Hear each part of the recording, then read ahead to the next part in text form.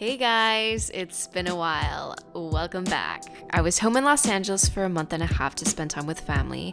I took my mom to Hawaii with Hyundai, and I just got back to New York City to a super dank fridge because I didn't know I was gonna be away for as long as I was. The past couple of months have been like a dream, and I'm so grateful for all the experiences and opportunities. But change in any form, be it positive or otherwise, is one of the bigger causes of stress. And let's just say there's been some oscillation between the good and the not so good. My life has been more of a mess than I like to admit, so here we are again, needing to get my life together for the nth time in the form of organizing and cleaning, because I've learned over the years that our outer world is a reflection of our inner world, and that tidying and cleaning usually almost always without fail instantaneously propels me to greener pastures and happier times. So here we go. Alright, let's go. The first thing I do is change into something comfortable because comfort is key, especially trying to get comfortable with the uncomfortable. But in this case, it's just really no one to impress, and you want to be comfortable in your own space, right? And doing something like changing is way less daunting than tackling that pile of clothes. So when overwhelmed, start with the easiest thing. The key is to start.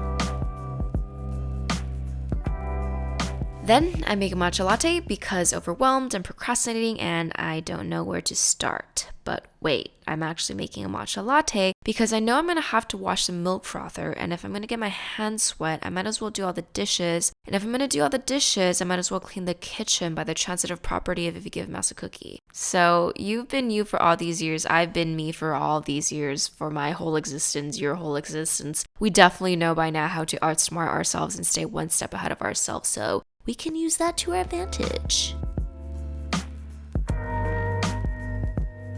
Now that I'm making my way around the kitchen, I start inputting little reminders and note to selves in my brain as I clean. For example, do the thing you're supposed to do when you're supposed to instead of putting it off and procrastinating.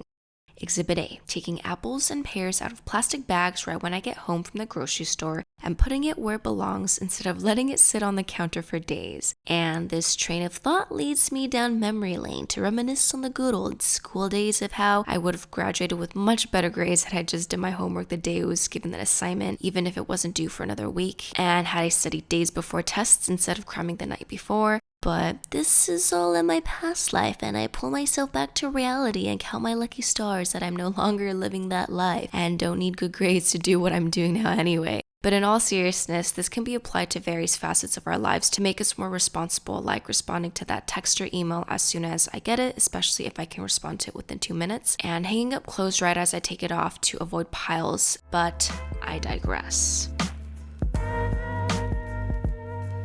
Now that we're in my living space, these books on my couch and on the floor look kind of orderly and kind of not because I try, emphasis on the try, to tidy as I go on a daily basis, but I really just couldn't be bothered to organize completely since I knew I was going to do a deep cleaning tidy sesh anyway. So, piles of stuff overwhelming? Just start somewhere. Even if it's turning a pile of stuff into a few more piles of stuff or moving a pile of stuff from one part of the room to the other part of the room, eventually you'll get to where you need to be and figure out what you're meant to figure out. For me, this is figuring out which books to keep on my bookshelf, which books to keep by my bedside, and which books to tuck away.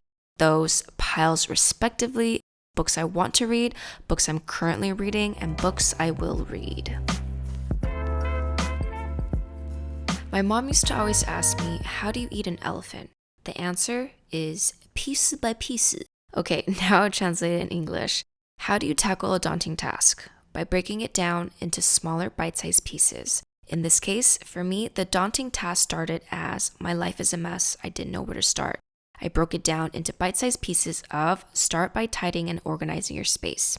And then, with that, daunting task became my whole apartment is a mess, I don't know where to start. Broke it down into bite-sized pieces of dividing my apartment into sections and start one section at a time. So I did the kitchen, living area, and the closet in that order from the easiest to hardest. And you can honestly keep identifying daunting tasks within daunting tasks and continue to break it down into smaller and smaller bite-sized pieces until you are comfortable or until there are no more daunting tasks left. Magic. Now, the thing I've been putting off for eternity. Dun, dun, dun. Can you tell I get overwhelmed easily?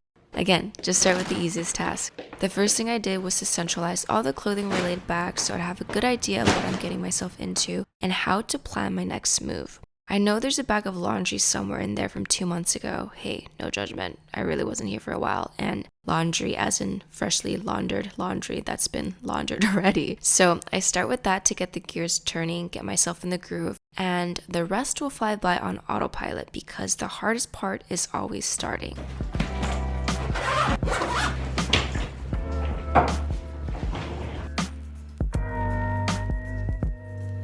And lastly, I remind myself often that it's okay to take breaks or even pause and resume the following day. This should be fun and therapeutic and relaxing. If I treat it as a chore, it's going to seem like a chore and I'm going to be epic hesitant on starting.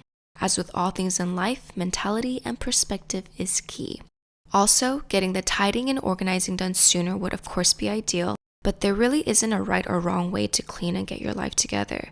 Remember, you know yourself best just like how I know myself best, so do what you know will be most efficient and effective for you.